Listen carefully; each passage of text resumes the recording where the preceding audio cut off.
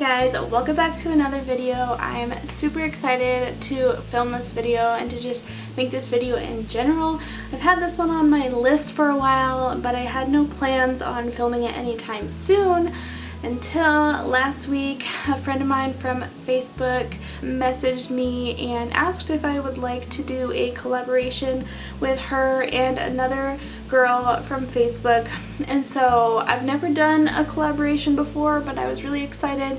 I'm gonna leave their channel links in the description so you can go watch their videos. Katie from Life with the Lovedays is doing a video, and Kim, her channel is Kim's Southern Home. So I just really love their channels. They're both family channels. So in this video we're all doing cooking videos. I'm not exactly sure what they're doing quite yet, but I know that they're making desserts. So in this one, I wanted to share with you some weird, healthy sweet tooth fixes.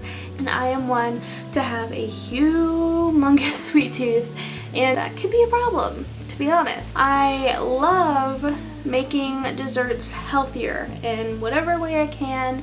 I'm always researching the kinds of desserts that I can make because I literally just can't give them up.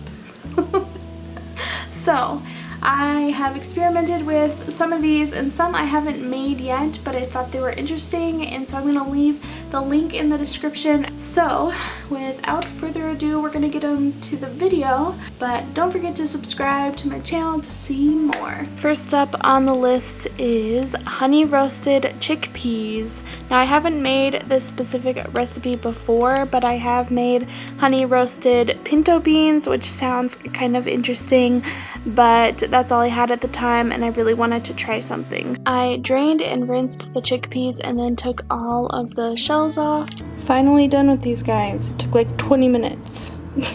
I spread them out on a baking sheet and put them in the oven to dry for about 8 minutes at 400 degrees.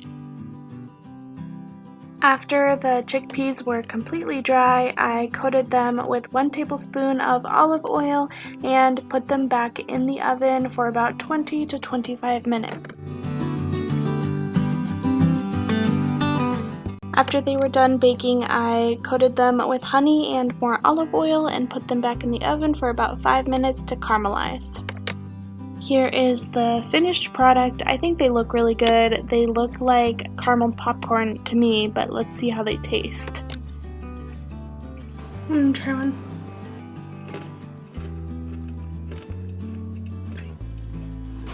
Yeah, they're pretty good. They're a lot better when they're like cold.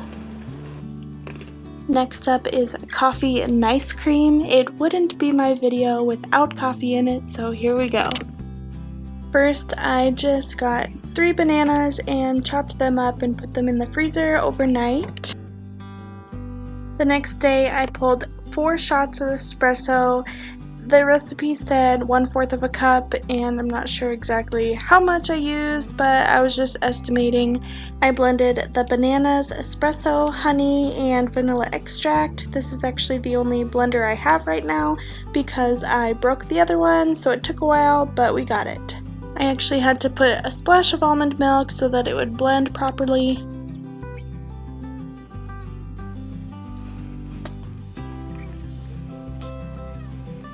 What do you think? I put that in the freezer for a couple hours, and I actually probably took it out a little too soon, but I liked it a little creamier. Chocolate chips, because why not?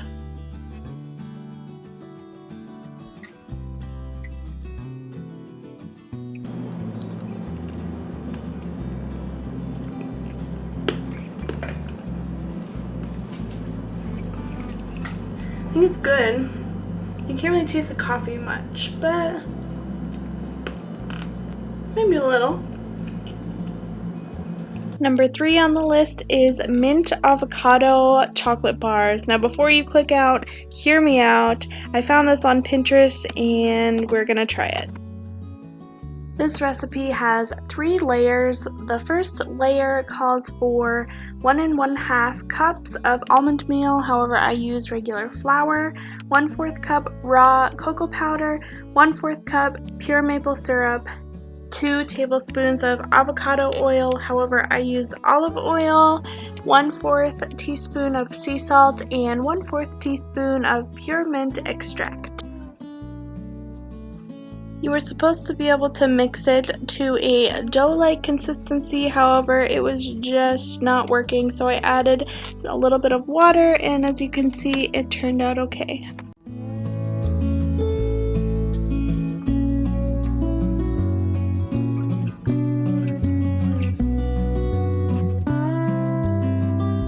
I was surprised to find out that this is not a baked dessert, so this is going into the freezer overnight before we do the rest of the layers.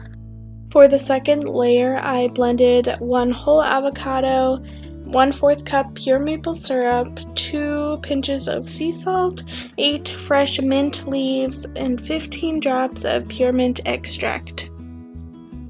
I spread this green mixture onto the first layer, and let me tell you, this color does not look like the picture, and I'm not sure why. The last layer is just melted dark chocolate chips. I am using Ghirardelli, and they are so good. I spread the chocolate out and put them back in the freezer to set. The avocado mint chocolate bars are now done, and I'm going to cut them up and see how they taste.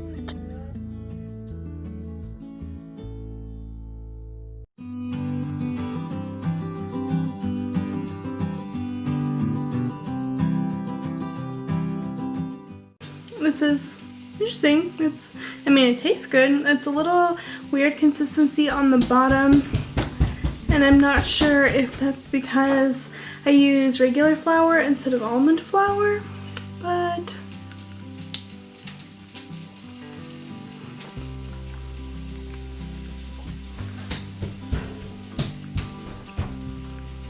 here's a close-up view of these. These guys definitely take the cake for the weirdest dessert I made today, and possibly I made ever, but they do taste like a mint chocolate bar, so you can't complain there.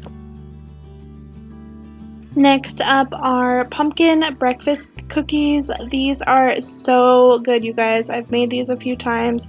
This recipe calls for 2 cups of oats, 2/3 cup of dried cranberries, 2/3 cup of pumpkin seeds, flax seeds, chia seeds, pumpkin puree, 2 eggs, honey and coconut oil, and pumpkin pie spice. So I actually used these as lactation cookies when I was breastfeeding Ava to boost my breast milk supply, and I actually noticed a difference with these.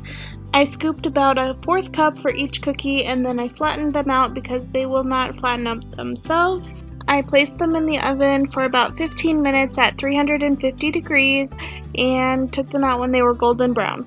I really need to just make these in bulk so that I can have them for breakfast like every morning. They're so good.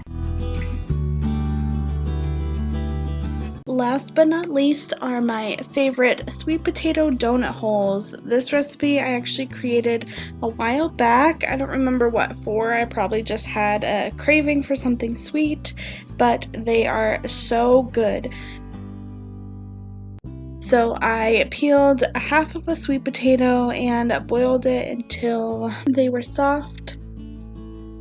To be able to use less all-purpose flour, I am using 1 cup of ground up oats as oat flour.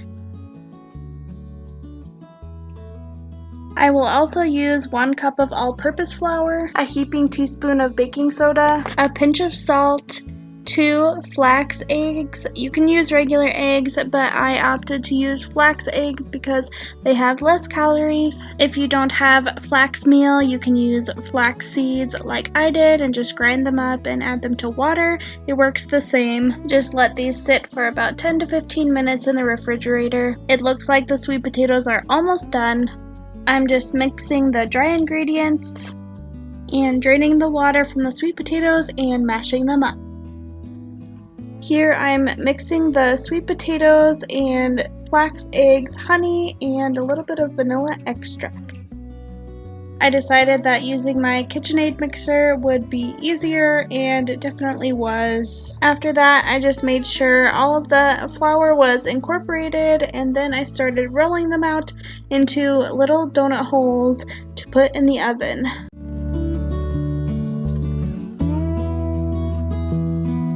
These baked in the oven for about 8 minutes at 400 degrees. While these were baking, I melted some butter and put together the cinnamon and sugar mixture that will be used for the coating of the donut holes. Don't these just look so perfect? The last step is to roll the donut holes in the melted butter and then coat them with the cinnamon and sugar mixture and then put them on a cooling rack to cool. Here they are. They are delicious and they look amazing as well. You can't even taste the sweet potatoes.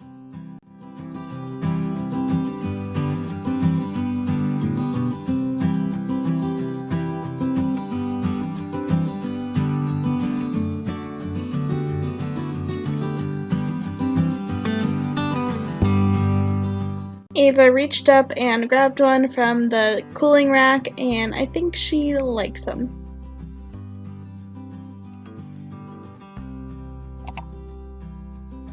Alright guys, thank you so much for watching this video. I hope it gave you some inspiration of healthy sweet tooth fixes that are maybe a little bit weird, but you just gotta try them, okay?